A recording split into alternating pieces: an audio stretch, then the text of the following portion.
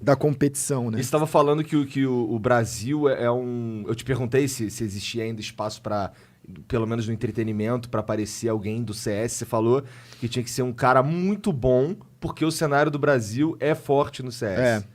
Assim, eu acho que hoje a gente tem uma história, um histórico muito grande, né? A gente foi campeão do mundo em 2006, já vai fazer o quê? 14, 15 anos que a gente já tem um time campeão do mundo no Counter-Strike.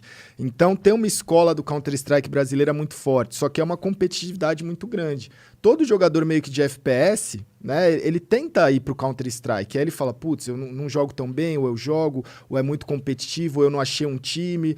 Mas ele tenta dar uma passadinha por ali, porque é onde tá o holofote do jogo de FPS. O Counter-Strike é a estrela.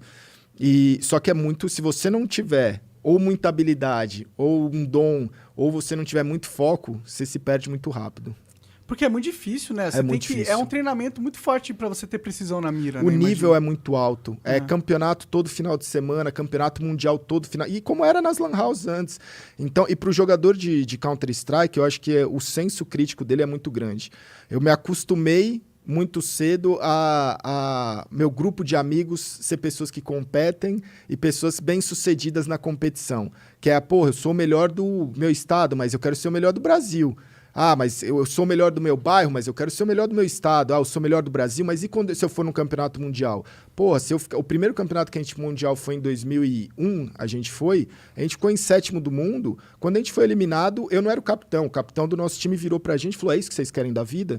Chegar num campeonato mundial pra não subir num pódio, não ficar em pelo menos ter 3 lugares. Eu não saí de casa pra isso. Vocês saíram de casa pra isso?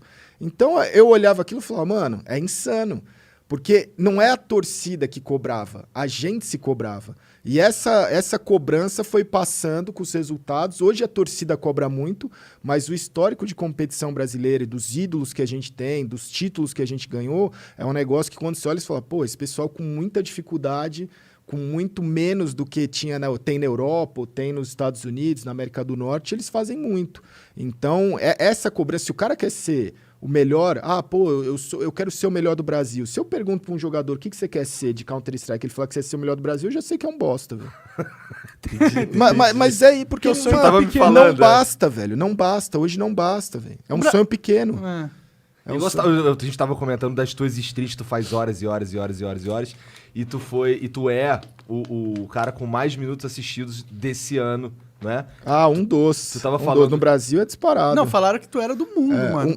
Hoje eu tô entre os 5 maiores do mundo. Caralho, mano. Em 2020. Streamers, único em língua portuguesa. Único em língua não inglesa, na verdade. Cara, se você for parar pra pensar nesse quesito aí, é muito mais impressionante ainda, porque o cara que tá falando inglês, ele tem muito mais chance de conseguir. Tem um escopo muito maior, né? Tem. Aí falando um pouquinho assim... A história da stream, a minha conexão com a stream é uma história muito pesada, louca. A minha história de vida é muito pesada. Sim. A primeira vez que eu vi você na minha vida foi um clipe teu. O meme do chuveiro. Não. Na verdade, não. Foi o tu vazando o IP lá do Silvio. Cara, aquilo ali foi incrível. Eu fiquei, caralho. Não, eles moram juntos. Mas o Alexa veio aqui, a gente já falou sobre isso. Bom, desculpa. Fique tranquilo, porque ele acha graça pra caralho. A gente conversou sobre todo esse assunto aí inteiro. E essa foi a primeira vez que eu te vi. Depois eu fui procurar saber. Quem me mostrou você foi meu irmão mais novo. Que ele é muito ligado ao lance de jogo de tiro também. Mas ele não joga CS, ele joga Rainbow Six. Legal. E aí ele me mostrando uns clipes de os caras te zoando, eles mandavam uns donates zoando. Sim. E aí, sei lá, parece que você tava muito tempo ao vivo e tal. E aí já tava. E aí os caras mandavam as paradas que tu responde, não é? Não é não. Mas tem assim até hoje, porque eu recebo muita mensagem na live. E eu não leio a mensagem antes. A voz, ela lê e aí você vai conversando. Você tá ali jogando, o cara vai falando, lembra daquilo? O cara fala um nome, uma lance, você fala, lembro. Mas de repente a história muda, aí você já se complica todo. No meio da paz, lembro. Não, que a gente se amou, fez... Não. Então é muito bom, assim, a parte... Porque, falando assim um pouquinho da stream em si, o meu objetivo, eu sempre falei, desde o começo, desde o primeiro dia de live, quando alguém me perguntou por que você tá fazendo stream. Eu falei, pô, mano, primeira coisa é assim, eu quero fazer o dia de alguém melhor, nem que seja o meu. Se eu fizer o dia de uma pessoa melhor, é um dever cumprido. Então eu sempre abri a live e abro a live com esse objetivo, de fazer o dia de alguém melhor. Mesmo que seja só o meu, mas já é o dia de alguém melhor. Certeza. Então sempre teve essa aproximação muito grande de tentar ser alguma coisa leve e que seja algo que o cara fala assim, porra, mano, que bom que eu tô tirando um peso do dia a dia que é muito puxado, né? Sim, eu lembro que você. Lembra que eu falei que te vi na Sport TV e tal? Sim. Tu foi lá falar sobre o quê?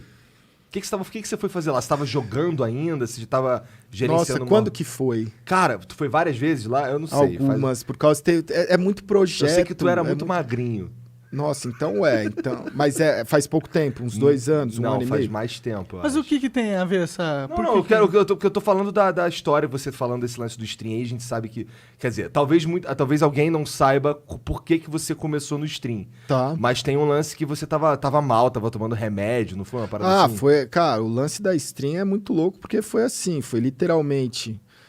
Vamos lá, pra até localizar as pessoas. Então eu comecei muito cedo como jogador de Counter-Strike e era uma loucura, porque eu tinha 14, 15 anos, 16 anos 15 anos eu comecei a competir, 16 para 17 anos comecei a ter muito resultado. Então imagina que no meu último ano de colegial, quando eu estava no terceiro colegial prestando vestibular, na época do vestibular eu tive a primeira viagem para o World Cyber Games, que foi na Coreia. E ou eu fazia o vestibular, porque não tinha muitos vestibulares, ou prestava lá a FUVEST ou ia para a Coreia. E aí eu decidi para a Coreia, né? Então, quando você vira hoje e fala assim, pai, eu quero ser jogador de esporte, ou mãe, ou família, ou namorado, qualquer coisa, os caras já hoje ainda têm um preconceito. Sim. Aí eu faço... Cara, imagina isso em 99, 2000, 2001. Essa é maluco, Do né, tipo cara? assim, cara, o pessoal do colégio me achava... Pô, que esse cara... O cara era capitão do time do colégio, tá ligado? O que ele tá indo fazer jogando videogame? Ele tá... Por que ele não vai prestar vestibular? Então, quando eu fui pra lá, eu vi que eu falei, cara, é um mundo à frente, né? Primeiro que era na Coreia, a competição foi muito louca, era aquilo que eu queria fazer. E aí eu imaginei, eu falei assim, cara, o que os outros querem pra mim, foda-se. Ali eu fiz um pacto de vida que eu falei, eu vou fazer o que eu quiser, a vida é minha. E eu tinha já, eu não sabia o que era, mas eu tinha muita raiva dentro de mim já naquela época, e a competição, ela era um canalizador, eu concentrava aquilo e falava assim, cara, eu vou competir, eu quero ganhar, eu quero ser melhor que as outras pessoas junto com o meu grupo. Então eu passei muito tempo, de 99 até 2007, eu fui jogador e técnico dos times que eu passei, que foi G3X e MBR, e esse da Monkey que virou o time do G3X. Então eu fiquei quase 10 anos competindo todos os dias da minha vida. Muito treino, às vezes 8 horas, 10 horas, 16 horas, 20 horas de treino, e aí depois disso... E nesse cenário aí, bem jovem, já dava pra tu ganhar uma grana e se manter, pagar um aluguel, não sei o quê? Era muito pouco, assim. Pra época era bom, mas aí eu acho que é uma curva que acontece hoje. Imagina assim, vai... Na época que eu comecei, você é muito novo, com 16, 17 anos, você ganha um campeonato que te dá 200, 300 reais, você fala, porra, mano, eu vivo 1 mês, 2 meses, 5 meses com essa grana. Você mora na casa dos seus pais. Sim. Você tá com 18 para 19 anos, eu já comecei a receber salário. Então era 1.000, 1.500, é uma grana boa, mas você tá na casa dos seus pais. Quando você ali você fala assim, putz, é animal, porque com 18 anos você ganhar 1.000 reais só de salário, mais premiação. Isso em 2001, 2002 era dinheiro 2002, pra caralho. 2003 era dinheiro pra caralho. Isso aí é o dobro do que é hoje. E aí naquela época. é uma curva que você faz assim, cara, o pessoal da sua idade de 18 anos tá se fudendo para entrar numa faculdade, vai entrar na faculdade para se fuder, vai ficar 5 anos para ser estagiário.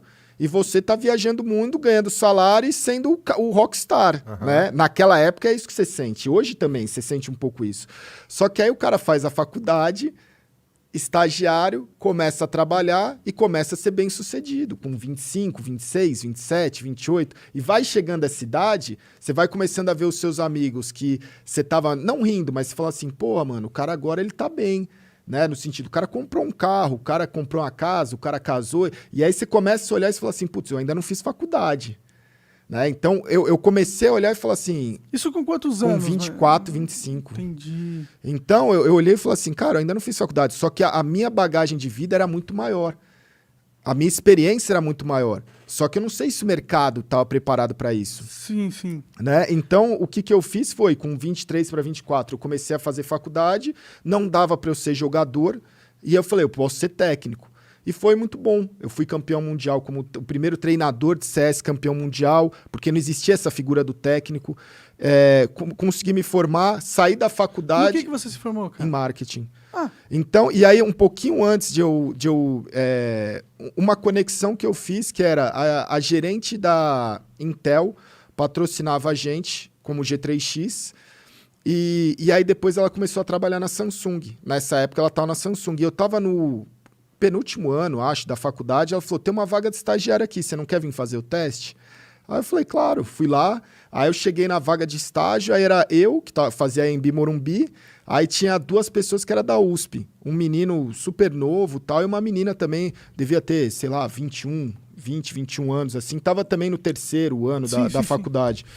E aí eu falei, caralho, tô competindo com as pessoas da USP, né? E aí foi indo a entrevista em 3 pessoas assim, aí tinha lá a pessoa do RH, e aí teve um momento da entrevista muito louco, porque ela perguntava qual era um case de sucesso e um case de fracasso de cada um.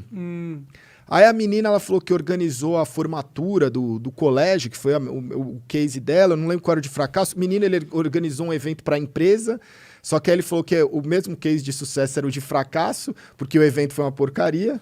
Aí eu virei e falei assim, cara, quando perguntou para mim, eu contei a minha história rapidamente de competidor, que eu já tinha sido campeão do mundo, que já tinha feito... Eu contei um pouco da minha história, e o case de fracasso eu contei uma vez que a gente ganhou um título aqui no Brasil e dava vaga para a França, e a gente tinha que conseguir o recurso, porque o campeonato não pagava. E a gente não conseguiu juntar, acho que era 30 mil para viajar, a gente juntou 15 mil, 16, e foi um fracasso para mim na época. Só que ficou tão discrepante as histórias de vida de cada um, que quando saiu dali eu falei, cara, a vaga é minha. Né? Porque ali foi o primeiro... Eu lembro dessa história até hoje, porque ali foi o primeiro momento que eu olhei e falei assim, cara... Valeu a pena. Valeu a pena, mas valeu muito a pena.